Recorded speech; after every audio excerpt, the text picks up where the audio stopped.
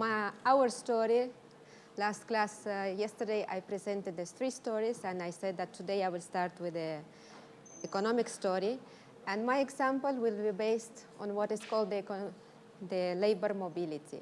So I will build an economic network based on the labor mobility. So we will speak what it is about, the labor mobility.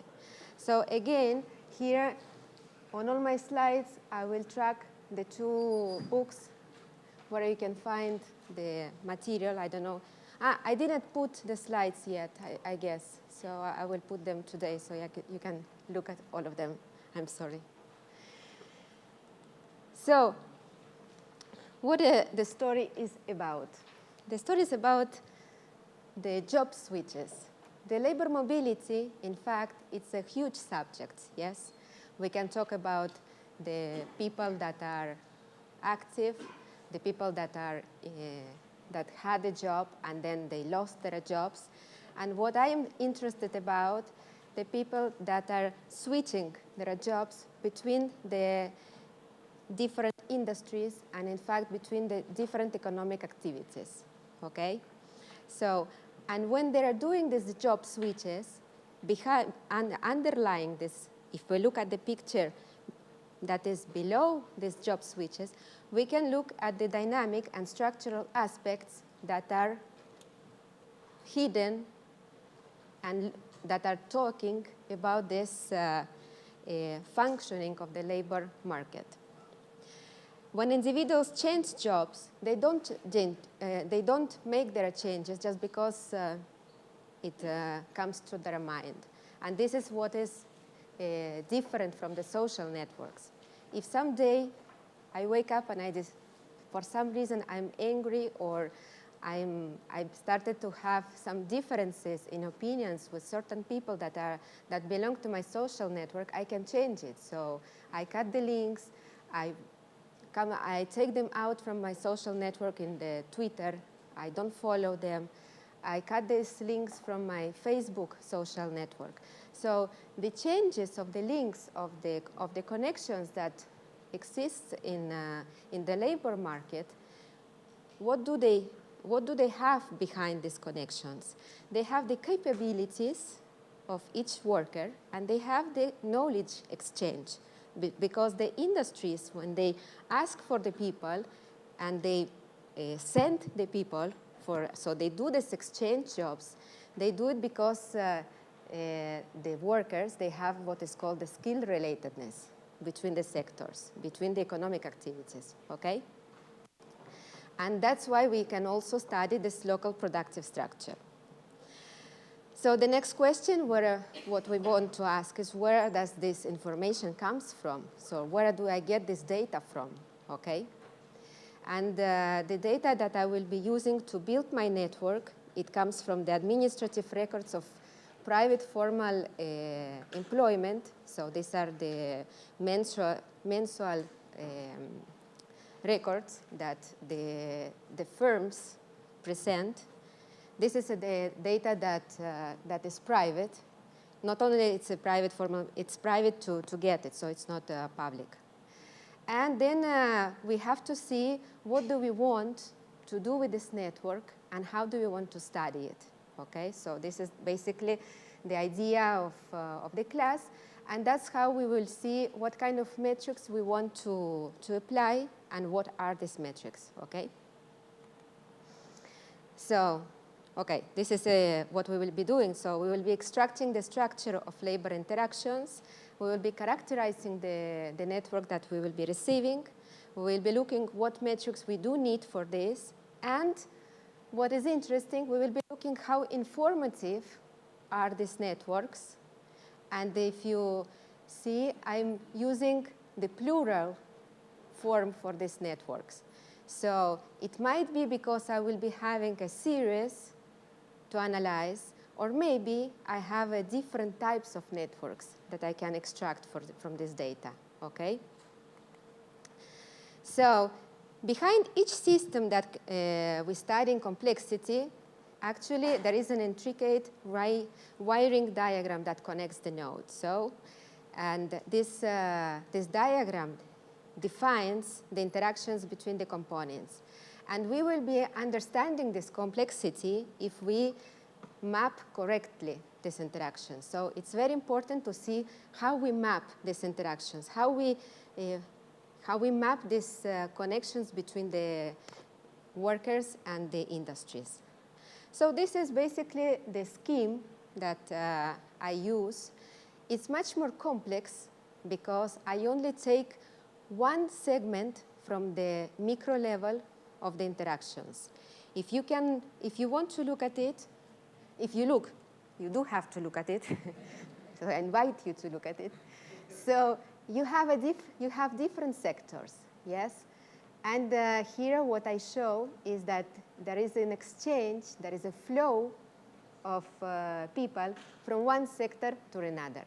There is also the self-loops.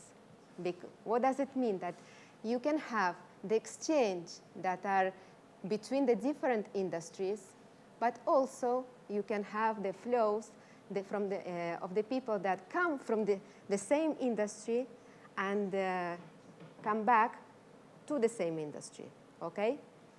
So how do we go from this?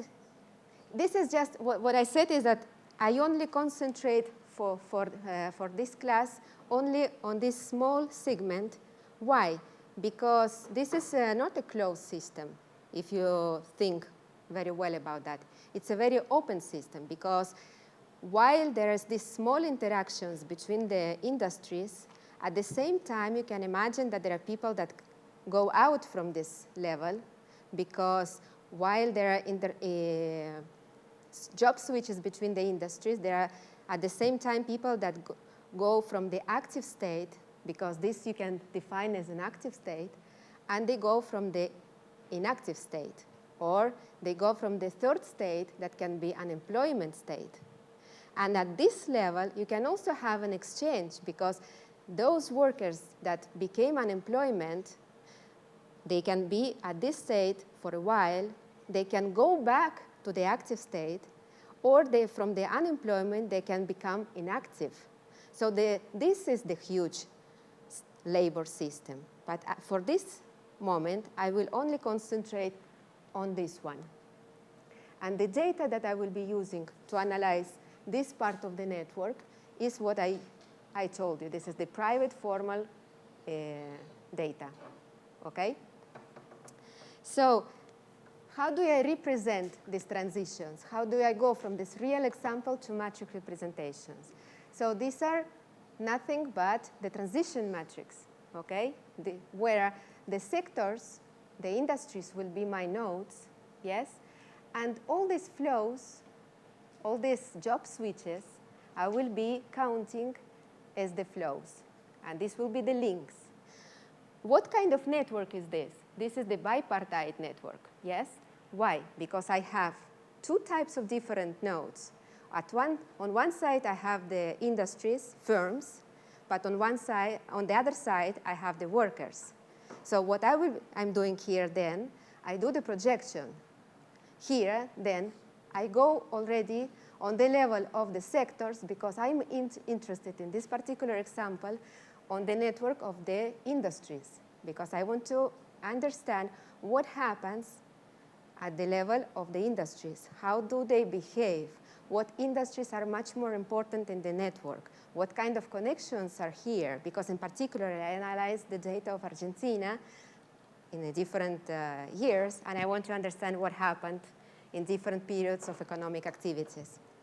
So, and how do these sectors, how do these industries relate between themselves?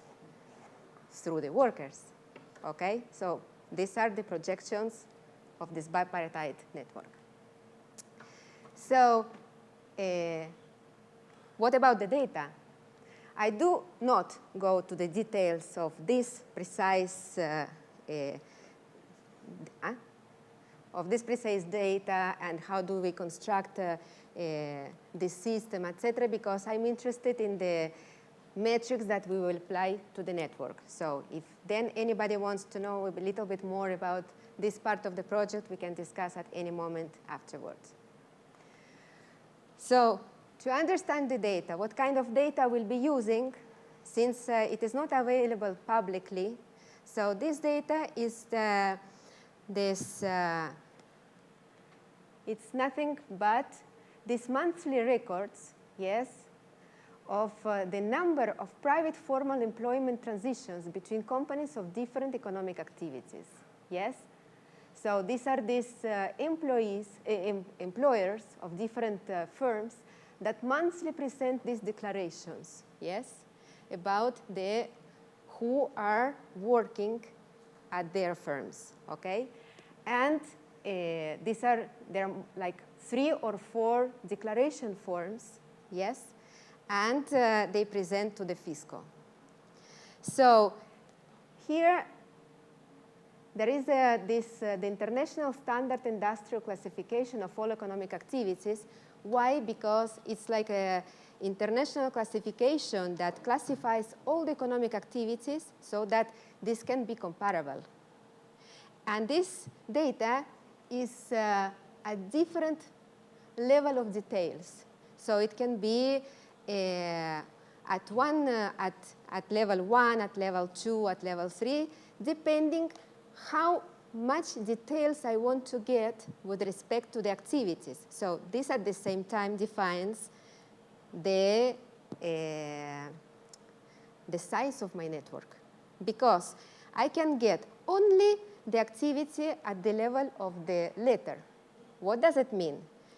Because all this comes from how I will be getting this classification of economic activity. I can look at how the sectors are classified. So I can get only 14 classifications. For example, manufacture, fishing, infrastructure, construction, and so on. So this will be defining my network with only 14 nodes, a very small network, yes? Anyway, this is the classification that economists are working with. It's sufficient for them to analyze the economic activity at a very small granularity, because this is what is defining the granularity of the data. Because after that, they will be analyzing what are the fluctuations of the amount of the employment. It's surprising, but that's what they do. But as far as I start analyzing at 2 digits, at 3 digits, what does it mean? That means that each letter will be expanding at more specific activities. Sorry. For example, the sector D, which is manufacture, which is a huge sector. At one level, it amounts about, let's say for Argentina, for one particular year, about 50% of employment. But then, when I go at 4 digits, it is 129 sectors inside. So just see how much more information I can get. But what does it mean, 129 sectors? It means activities. It means that I can get more specifically what kind of manufacture. Do you understand what I mean, no? Mm-hmm. Okay. But at the same time, what does it mean for me? It means that I can get a much more dense network in terms of nodes, yes, much more details in terms of where the switchers are, where people go, yes, but it's much more difficult for the interpretation. Because when I analyze the communities, because they're what we will be seeing afterwards, I see much more richer picture at the level of communities, but then when I go back to interpretation, it's much more difficult to interpret. That's why economists never go so deep, okay? So how these panels, these transition matrices are constructed? This is because at each time, in these declaration forms, you see you fix the individual and you see at this activity where he is. And then at the next time, you see the same individual and you see if he changed to the other activity, okay? And then, since this is the private formal data, so I cannot have the information about this individual. So I only have the number of all these transitions. And this is what it gives me the flow. So I count all these individuals, and then in this matrix that I show you here, the red color, these are the flows between the different industries. So this is not one. It can be one if there was only one person that went from one job to another. But it can be more. So these are the quantities. And the diagonal, these are the transitions that happened within the same industry, okay? So what I have, these are the flows from panels of the individuals, and I have the large series. So I have these different periods from 96 to 20. So I have this possibility to build different networks at each year, which for me it's interesting because I have this possibility to look at different economic activity and to compare these networks. So, which at the same time invites me to look what would be a proper way to compare these networks. Because the easiest way is to extract this network, because I just built it. But then I can find the average network, but what does it bring me as an information? And this we will see later on. I will show you what happens. So I have to see what is the way to compare without losing the information. And in economics, it's very important because you can have a very volatile behavior. You have crises in the middle. So how do you explain this? So this is what is important, okay? So from this, what I have is 24 networks, okay? So I have a small technical problem to look, so I will be going over there. I'm sorry.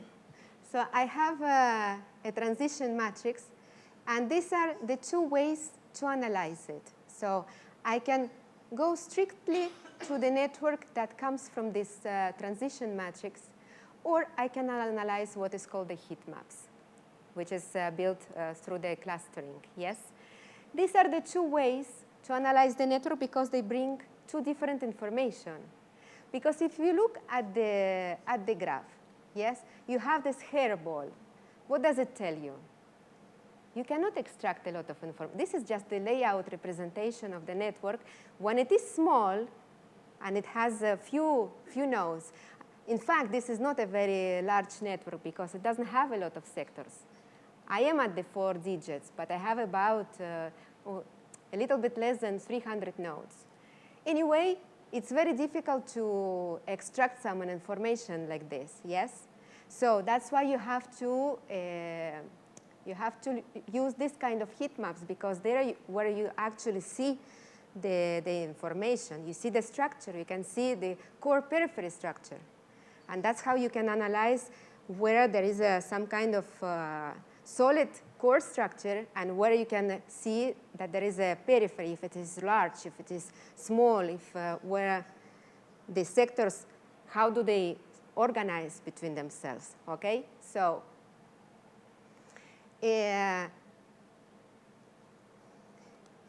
here I bring a little bit before some kind of information. For example, this is just one example from this network. And one of the things that is very interesting that in this labor network, that the diameter, which is the longest average path, short average path of this network is just 3. What does it mean? It's just 3. I saw already yesterday that some of you are doing this network analysis. But I will ask you, it's okay. We do the network. We do the metrics. But then the interpretation. What does it mean? 3, in terms of the labor.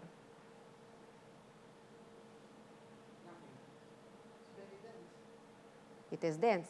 But then the interpretation, what does it mean?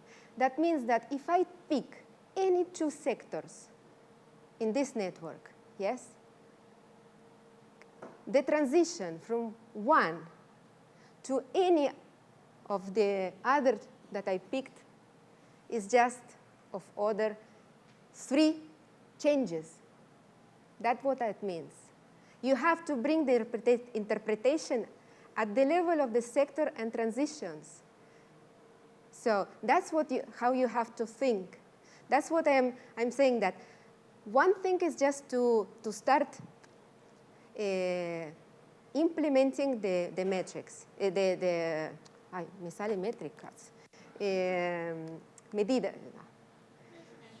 measures, I'm sorry. Starting to measure the network. And then you have this list, but then you have to interpret this in terms of your application, of your story, and to understand what does it mean in your case, okay? So, and now I will invite you a little bit, because I will go back ahora. Now, yes, we will. I showed you a little bit now because I wanted to attract your attention, so what we will be looking at, but now I will be going through this in more details. So now, in order to see what kind of things I will be looking to analyze my labor network, before I need some more knowledge, yes? Obviously. And I will be going back to social networks, because yesterday I said that there are differences, but also there are similarities, of course. And social networks have been studied mostly in order to obtain all these measures, yes? So, and because so many types of networks display new fundamental features, and in fact, social networks are most of them. So I will need 3 characteristics at this moment. Then I will need other characteristics. So, but today I will need these 3. So first, similarity between neighbors, no? Then I will need short paths that will connect nodes, and clustering that I already talked yesterday, yes? And in order to explain you what does it mean, I will invite you again to the social networks. So first is assortativity, yes? Some of you already know what does it mean, assortativity, some know. So in social networks, nodes may have many properties, attributes, yes? And often nodes are connected to each other because of the assortativity. And this is one of the examples. Again, we bring Twitter in order to understand this feature. Because, for example, here we have a retweet network on Twitter that are sharing political views. This is an example from the US. And we have here, for example, that links represent retweets, yes, with hashtags associated with conservatives that are red, and with progressive that are blue, yes?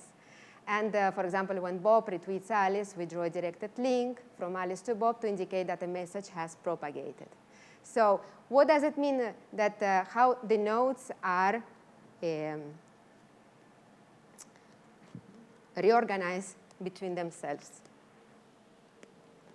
So there is a difference también with respect to assortativity between the social networks and economic, and in particular financial networks, yes? And this is very important to understand. Assortativity is based on a degree which is called degree assortativity, yes? Or in other words, it is degree correlation. High degree nodes tend to be connected to other high degree nodes, and low degree nodes with low degree nodes, yes? so we have the positive correlation. In this case, we have positive. They say that the networks are assortative. In other words, in the other case, they are disassortative, yes? Assortative networks will have a core periphery structure. So one of the methods to measure it, we use the Pearson correlation, for example. So social networks, for example, are mostly assortative. We tend to connect with people that are more popular. Twitter is assortative. But financial networks have a negative assortativity. You will never see a huge bank that will be connected with a huge bank because they tend to have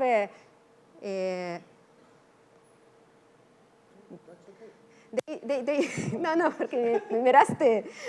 Bueno, avísame.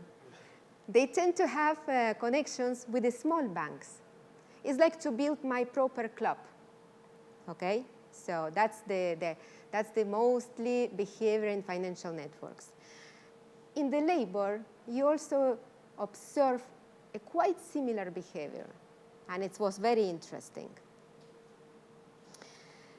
Then you have another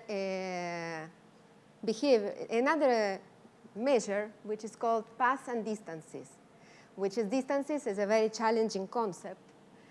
It's not physical distance. It is in terms of the links. So how many links you have to go from one node to another node. And here we speak about what is called the shortest path between the two nodes that I take in the network. And the shortest path, if I take the two nodes at random and I want to see what is the shortest path to go from the node 1 to node 2, it has to have the fewest number of links, the fewest possible number of links, okay? Here you have a difference as well because you have a difference in the way to calculate the shortest path if you have an undirected network or directed network, okay? In undirected network, for example, the shortest path will be exactly the same from node A to node B and vice versa. But if I take the directed network, then I will have one shortest path to go from A to B, but probably I will not be having the same shortest path to come back because I will probably be not having the links to come back because that's the difference in the directed network. Then I have another, which is called the diameter, yes, which is the maximum shortest path in the network, which is the largest distance recorded between any pair of nodes. So I have to compare, and I take the largest shortest path. This is a very, it's like the opposite of the shortest path, but it is an important, it's like a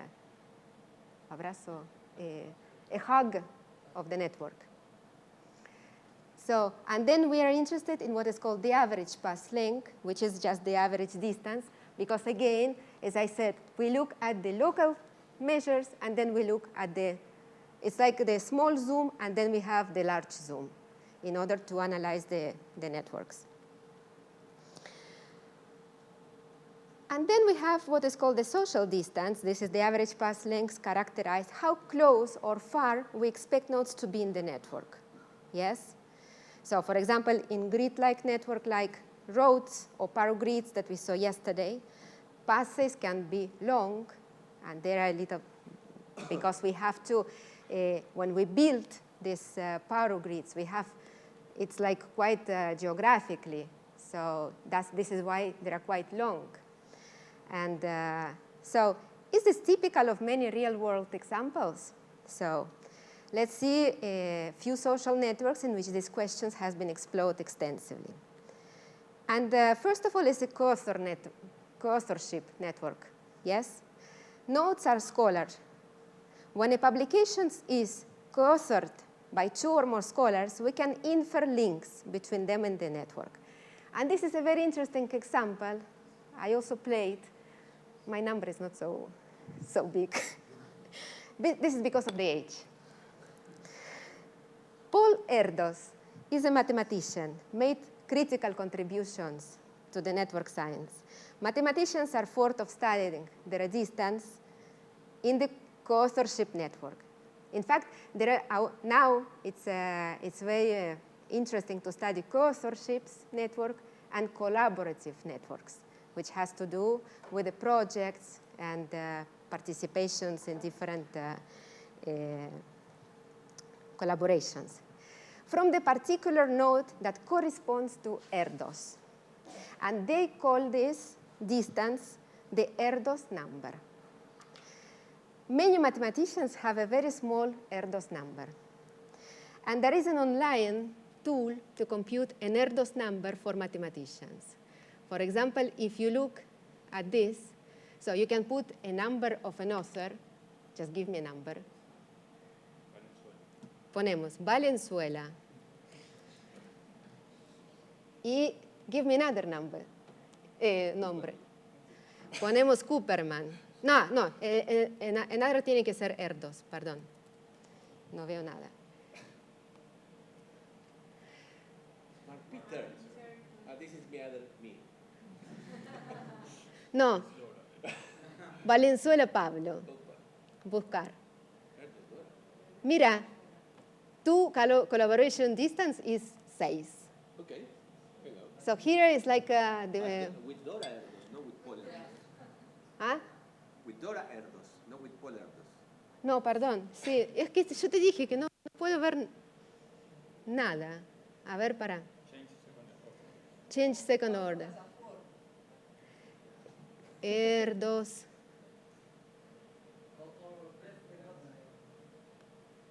Ahí está. Sí. 4. ¿Por qué tenés con Mindlin? Yes. Mindlin tiene con Gilmore, Gilmore con Salomon y Salomon con Erdos. Okay. O sea.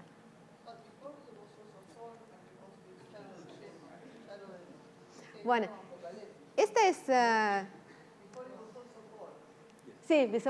sí, tal cual, sí. Bueno, esta es, this is like the tool to look at the, and this is the network. So you can see that the network of coauthorship with Erdos, it's quite interesting because Erdos says this. Quite unnoticeable, no? So illustrates the network of collaborations involving Erdos and his over 500 co-authors. They are close to everyone. This is a typical of collaborations networks. This is it comes as well from this book. So you pick any scholars, and they will not be very far from each other. So I bring these examples because I will be approaching another property, which has to do with 6th degree of separation, yes? And 6th degree of separation has to do with the small world properties. And I choose small world properties because this is what I received in my labor network. So there are many other properties of the networks, but I constructed this class in terms of what I received in my network. And that's why I wanted to explain you. So not only collaborative networks, but pretty much all social networks have very short passes among the nodes, yes? We will be very surprised that if I will ask myself how many connections I have from any other random individual that I pick up at random from the United States, there are 6 connections, 5 probably. Now even less. Recently, I've seen one paper that, thanks to email, there are of other 3 connections. So it's reduced by twicely. It is likely to know someone who knows someone who knows someone, and so on. So, and in a few steps, get to anyone on the planet. So there is very nice games as well. That 6th degree of Kevin Bacon. Everyone knows Kevin Bacon, no? It's a fun game that originates from such network. So we can play this game at the Oracle of Bacon. I mean, I like very much leaving some things to try. So then you will, for example, now I will show you this, but then you can play this, which is called the wiki game, and you will, it's like to see how quickly you can reach any target with a bit of practice. For example, finding the paper or finding any other object. And this has to do as well with the algorithms that Google has. So but it's a nice game. So if you look, for example, at Oracle of Bacon, so what happened here? So here we have Kevin Bacon, and then what we want to see is find the link and find how this game takes the data from the International Movie Database that has. It's a nice website as well where you can have a lot of information about the movies and the opinions. No? So it has all the movies and the information about the actors. Yes? So any actor.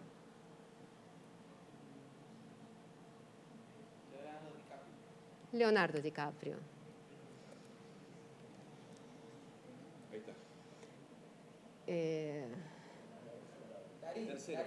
Darín, mejor, Darín.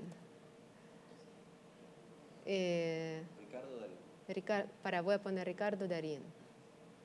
Es que Ricardo, tengo que sacar y poner. Ahí está. Entonces, nosotros vemos, fíjense, tenemos 1, 2, 3, 4, 5, 6. 6 conexiones. Son 3. Ah, sí, perdón, son 3, sí. Me emocioné. Claro. Fíjense. Ay, perdón. Bueno, I was emotional. So we have Ricardo Darín has a Bacon number of 3. So only 3 connections. Nobody, I didn't know that, for example. I would imagine much more. So here, for example, it gives you the actors and it gives you the movie. Okay?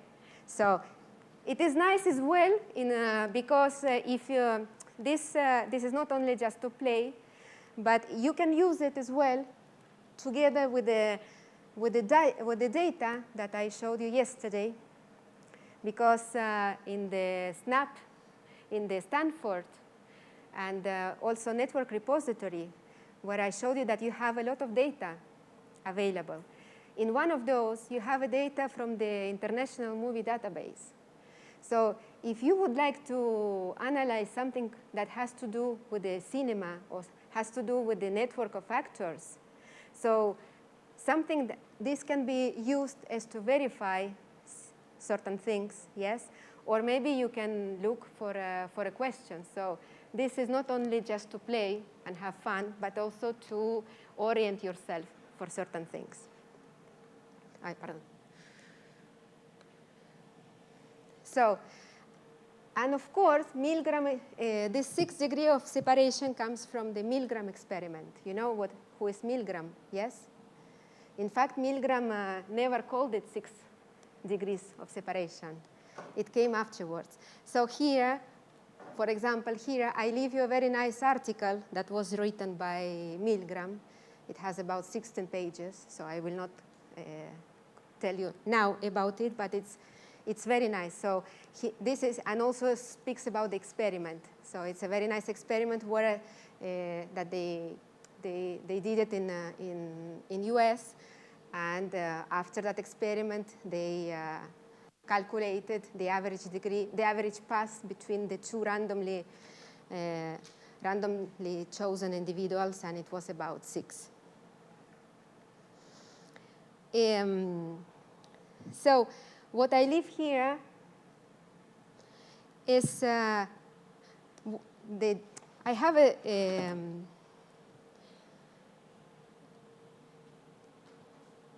do you know about random models? How many knows? Because it's important. Okay, no tanto. And small worlds. Okay. Scale free. Okay. The differences, major differences between these these networks, the coefficients and okay, and how to build random networks, not how to call in Python, how the algorithm works. You know it?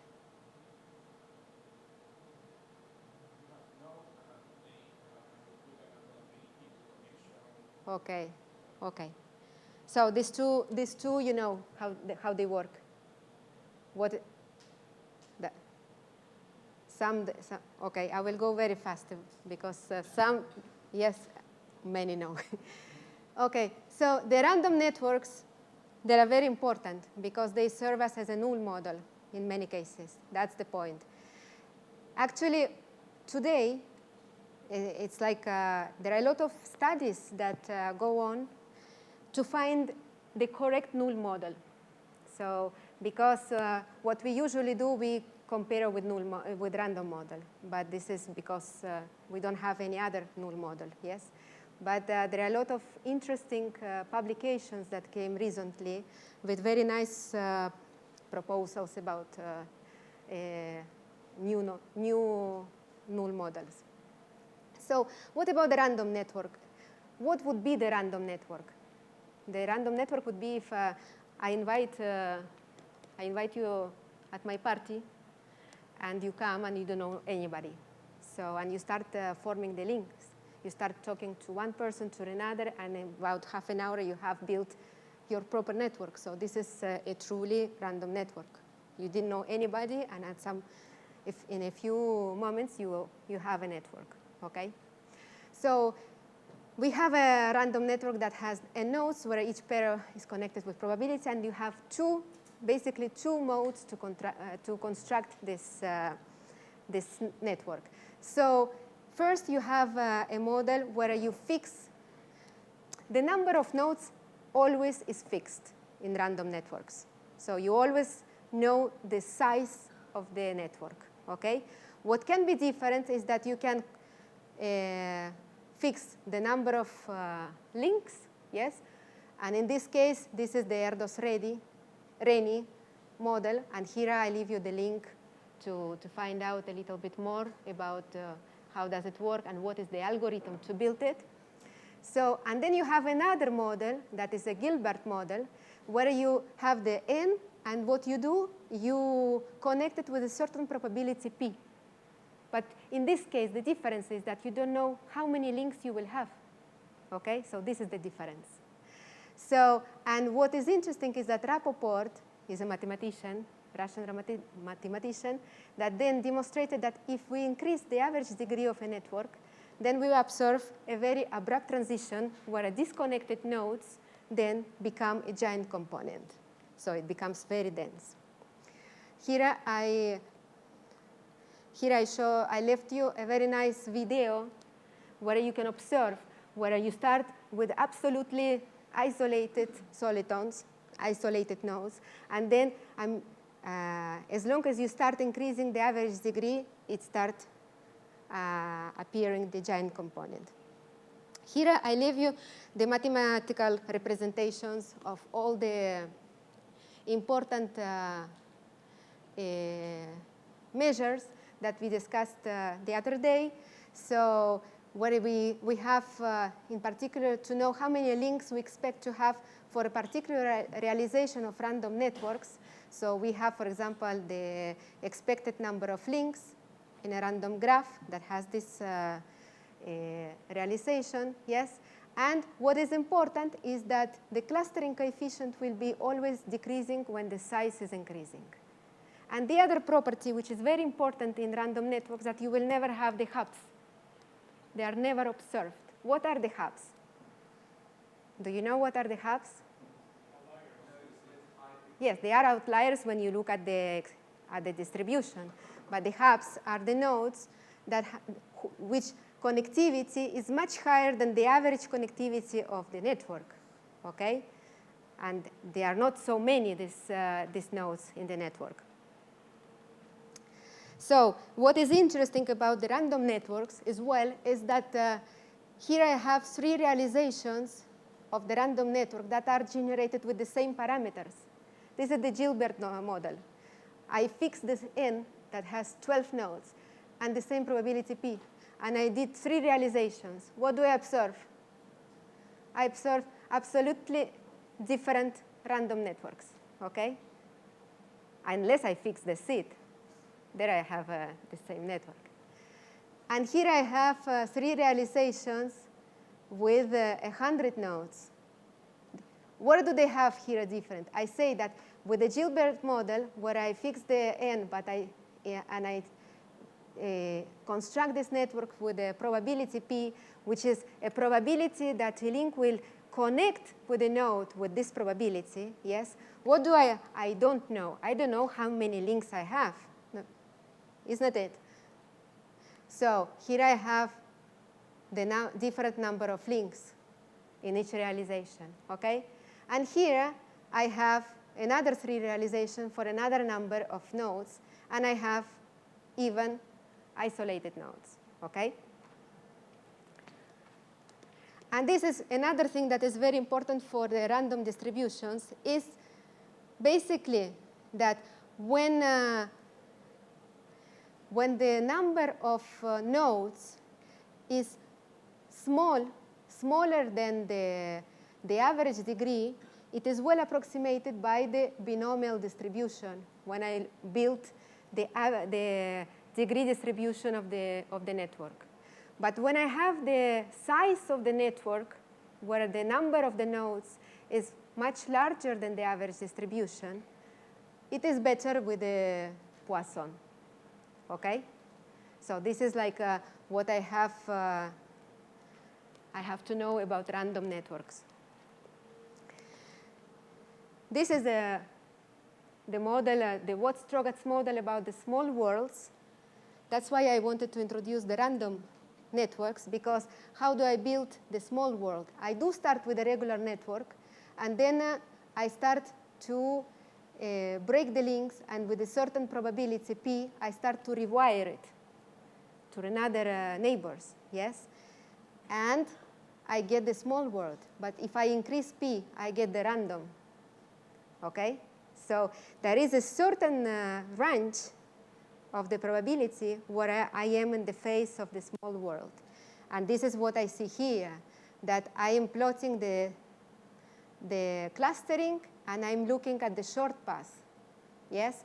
And there is a certain range of the values of this probability of the rewiring, where I can observe that my network will be the small world network, yes? What does it mean, a small world network?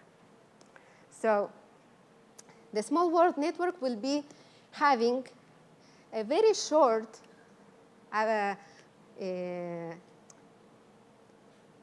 short passes and a very high clustering. These are the properties of the small world network, yes? So, okay, here are what basically what I summarize. So, and I finish only with this slide, and that's it, I promise. So if I go back to labor, I will show you this, and then tomorrow I will start with this. So after presenting that, I showed you exactly the small world networks and the short path and these metrics, because that's what I observed for the labor network. For example, here, for this slide, I'm showing you the labor network for a particular year. In particular, 2005 is because nothing happens in 2005, so we don't see any kind of disruptions, irregularities, okay? So what do I see here? I see that there is a very large component. So they are very, very much connected, the sectors. In fact, here, all these nodes are the sectors. I have 287 sectors. And these are the number of links. So in fact, and my density is 33%. So what does it mean that I have a 33%? I have a very relevant link density, but my matrix is not sparse. Why do I say that? Because if I compare it with respect to the maximum number of links that my network could have had, it's not so little. So it's not sparse, my network. It's very interesting because in reality, almost all real networks are sparse. This one in particular is not. So I have a very high degree, average degree. Fíjense, in promedio, on average, each node is connected to almost 200 sectors. So it's a quite dense. And then each sector is, I put it, in spite of the fact that I work on a very high granularity, in order to show you what are these nodes, I show you at the level of the, how do they call the sectors here. It has a very high clustering coefficient and very short passes. So this is why, and then I did some other analysis. So this network has a very small world properties. So that's why I was introducing this. And it has a diameter of 3 steps that I show you this. So, and this is, and I will, you asked me about the heat maps, but I don't have time. So I will start tomorrow from the heat maps. And what does it mean with respect to this network? So I stop here. I don't want you to show the clock. I saw it already. Thank you.